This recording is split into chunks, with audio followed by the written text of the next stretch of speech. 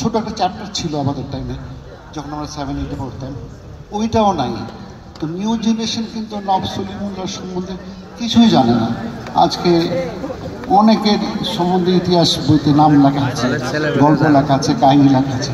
সে যেভাবে হোক, যার যেভাবে যেখানে যার পরিচিতি আছে অথবা স্যাররা আছেন এখানে, কোথায় অ্যাপ্রোচ করলে করা যেতে পারে, নওয়াব সলিমুল্লাহর সঠিক একটা চ্যাপ্টার থাকুক, অ্যাটলিস্ট 7, 8, 9, 10-এর মধ্যে ম্যাট্রিক আমাদের এখন থেকে HSC, যেন ওই লেভেল থেকে যেন নওয়াব সলিমুল্লাহ সম্বন্ধে জানুক, নতুন জেনারেশনে জানুক।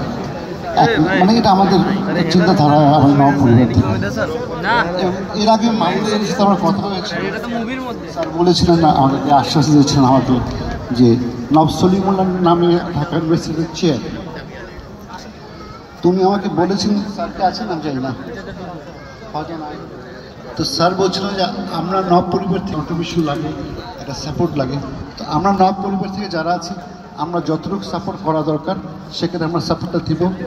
এবং ইউনিভার্সিটি কর্তৃপক্ষ, SM হলের যারা আছেন এবং প্রফেসররা যারা আছেন, আপনারা কীভাবে এটাকে নিয়ে করবেন সেটা আমরা সহযোগিতা করব এই চেয়ারের ব্যাপারে নওয়াব পরিবারের পক্ষ থেকে।